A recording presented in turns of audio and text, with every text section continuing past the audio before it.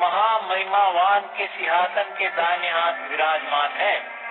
वह उस पवित्र गर्भगृह में यानी सच्चे तंबू में, जिसे परमेश्वर ने स्थापित किया था, न कि मनुष्य ने, सेवा कार्य करता है।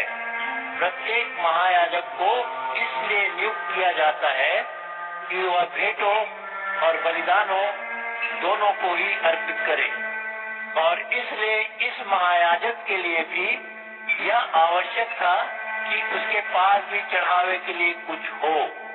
यदि वह धरती पर होता तो वह याजक नहीं हो पाता, क्योंकि वहाँ पहले से ही ऐसे व्यक्ति हैं जो व्यवस्था के विधान के अनुसार भेंट चढ़ाते हैं। पवित्र उपासना स्थान में उनकी सेवा उपासना स्वर्ग के यथार्थ की एक छाया प्रतिकृति है। इसलिए जब मूसा पवित्र तंबू का निर्माण करने ही वाला था, तभी उसे चेतावनी दे दी गई थी।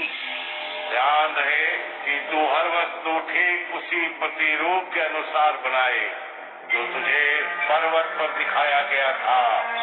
किंतु जो सेवा कार्य यीशु को प्राप्त हुआ है, वह उनके सेवा कार्य से श्रेष्ठ है, क्योंकि वह जिस वाचा का मध्यस्थ है, वह पुराने वाचा से उत्तम है और उत्तम वस्तुओं की प्रतिज्ञाओं पर आधारित है। क्योंकि यदि पहली वाचा में कोई भी खोट नहीं होता, तो दूसरे वाचा के लिए कोई स्थान ही नहीं रह जाता।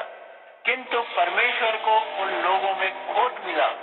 उसने कहा, प्रभु घोषित करता है, वह समय आ रहा जब मैं इस्राएल के घराने से और यहूदा के घराने से एक नई वाचा करूंगा।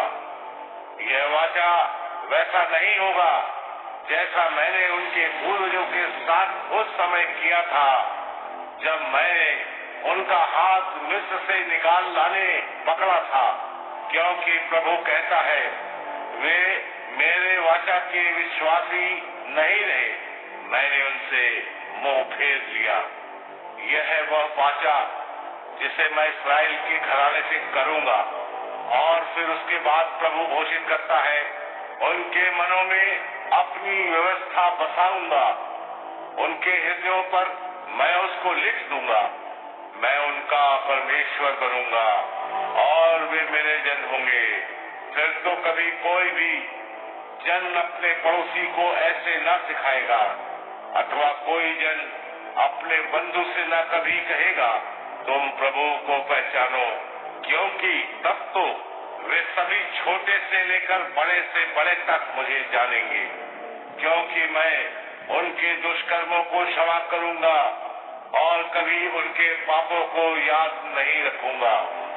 इस वाचा को नया कहकर उसने पहले को व्यवहार के अयोग्य ठहराया, और जो पुराना पड़ रहा है तथा व्यवहार के अयोग्य है, वह तो फिर शीघ्र ही लुप्त हो जाएगा।